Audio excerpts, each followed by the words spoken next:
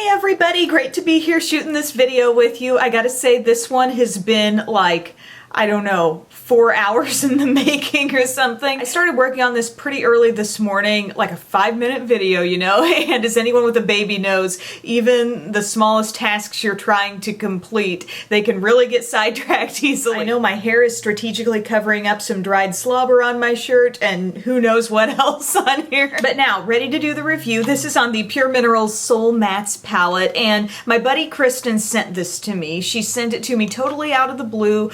It's a little surprise. I thought that was so sweet of her. Just a super nice thing to do, but also she knows exactly what I like in an eyeshadow, so I think she knew this was a pretty safe bet to send to me. Now, I have not tried much from Pure Minerals, so this is kind of like my introduction to the line, but the way the packaging is, it reminds me a lot of the Kat Von D eyeshadow palettes, how it opens with that little latch. You've got a nice mirror on the inside, and then, let's see, 8 different totally matte eyeshadows. It's a really rosy, neutral selection. I think a lot of different people would enjoy this palette, but there are 3 specific things that kind of came to my mind, and that would be people who like mattes, people who like the rosy tones, and also I would throw on their beginners, people who are just starting out with eyeshadow, because I do find these very easy to use. The texture of these is fairly easy to control. You don't dip your brush into it and kick up powder everywhere. And they are pigmented and smooth and very blendable, but I don't feel like you run the risk of overusing. You're not going to be continuously feeling the need to tap off the excess and just build up little by little. It's very easy to just dive in there, pick up the color, and go. I think that it looks good on brown eyes.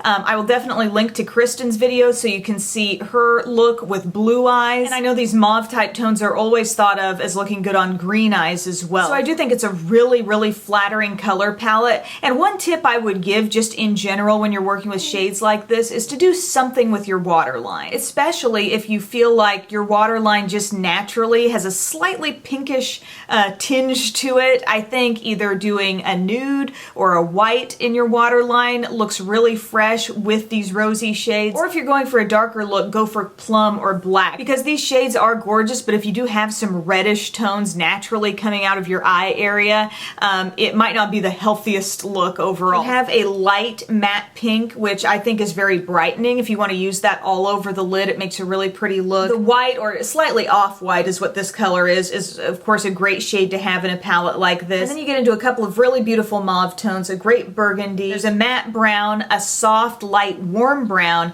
and then kind of a nude color that really in the swatch kind of blends back into your skin, and that can be a benefit, I think, if you're using it as a blended out type of shade on your eyes. And this brush that comes with it, it's really full, dense and soft, and I think this is a great brush for putting shadow all over the lid, but it's also so full, like even if you look at it sideways, you know, it's so full. You can really work shadow up into your crease with this as well. Another thing I was noticing about this palette is if you cover up all these shades, you do have a straight up neutral look that would not involve any of the berry tones if that wasn't something you wanted to do all the time. For the look I did today, I primed my lids and I took the first mauve shade in this palette and I just patted that all over the lid and also worked it up into the crease with the brush that's provided. And then I used that pretty deep wine shade with my Sigma E25 to deepen up the crease. I took that under the eye with a pencil brush as well. And I'm realizing I love that light warm brown to use as kind of a transition type color. I used my e.l.f. crease brush to do this, and then I used the off-white up under my brow as my highlight. To finish off the look, I actually used plum in my waterline and a black liner all across the upper lash line. The other day I went with, I believe it was the light pink on the lid, and that gives you kind of a brighter twist on things. If you're feeling like you're looking tired,